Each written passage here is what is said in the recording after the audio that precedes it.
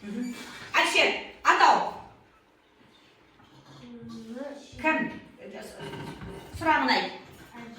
Әже, тамаша, кеттік, іліп секілігі. Алдияр, сұрағын айт. Кімнің? Біз әженің ғана сеп деп атырмыз ғой. Әженің тамаша, бар септігі. Тамаша, тамыз септігі. Рахымжан. Кімді? Әжені. Тамаша, жатыш септігі. Ақота. Кімде? Әжеде. Каусар, шығыс септігі. Кімден? Әжеден. Көмектес септігі, Ескендір. Көмектес септігі. Кіммен? Кіммен? Әжемен. Өте жақсы.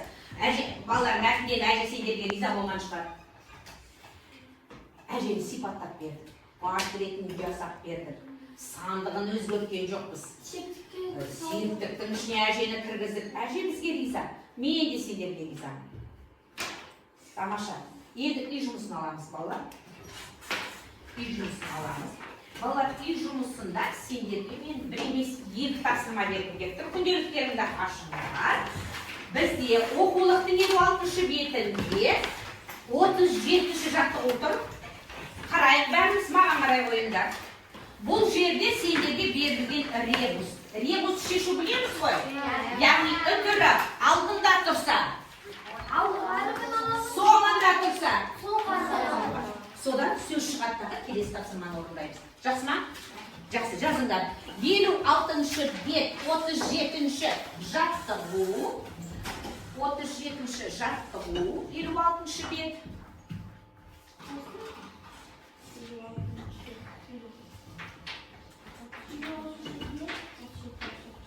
Және сендерге әрқайсыңа жекелей карта беремін. Сол картамен жұмыс жасап келесіңдер. Дәптерлеріне міндетті түрде жапсатын болсын. Жақсы ғой?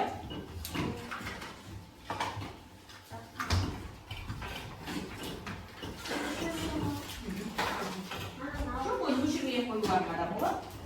Өшірмесеңдер де болады.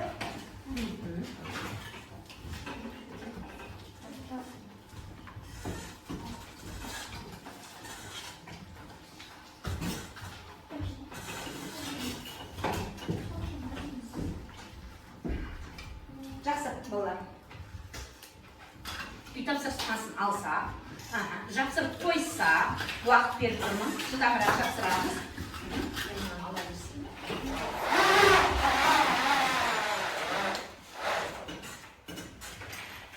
Болды, бәрін жабамыз. Барлық ойлар менде. Құрметті оқушылар, біз сабағымызды қорытындылаймыз қазір. Мен қорытындылаймын. Осы сабақтан алған әсерлерім қандай? Соны қазір мынау жүрек ағашына қойып берсеңдер дейді. Ол үшін бізге 3 түрлі маркер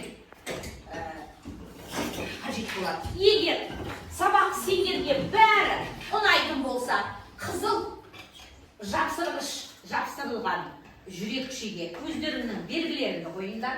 Егер сабақта сендерде қандай да бір сұрақ туындаса, сол сұраққа жауап ала алмай қалсаңдар, мұғалім үлгермей қалса, онда міндетті түрде жасыл жапсырғышқа, ал егер сабақ басынан аяғына шейін маған түсініксіз болды, мен көп түсінбеген дүниелер бар дейтін болсаңдар, онда сары маркерді алып белгілерін қоясыңдар. Кеттік. Бірінші қатар.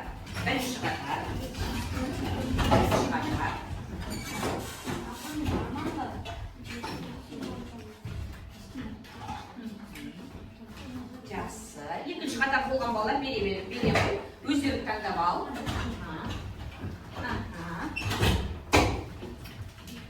Сұрақтарың болса, міндетті түрде сары жапсырғыш жапсырған жүрек ағашын көрсетсеңдер, мен сендермен келесі сабақта да жұмыс жасайтын боламын. Келесі балалар бара қойыңдар. Келесі балалар бара қойыңдар. Байқайын бәріне сабақта түсінген сияқтысыңдар. келесі топ.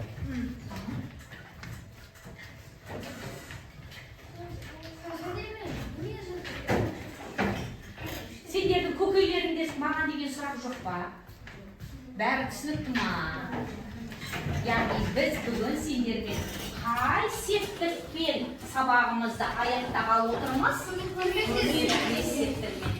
Көмектес септігінің сұрағы кіммен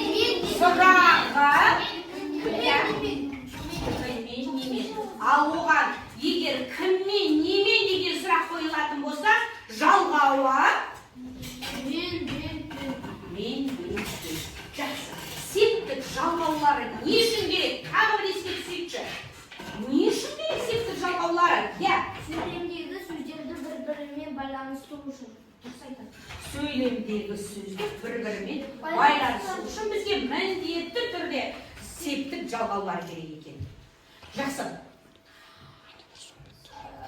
Мен бағана сендерге көрсеттім мақала оқып қараған балалар. Онда барлықтан тырыстыңдар, жұмыс жасадыңдар. Маған жауаптар ұнады. Біраз жұмыс жасадық деп ойлаймын. Бүгінгі сабақта ең алдымен жан жігіттің мен 9 балл қойып беремін. Рахмет жан жігіт.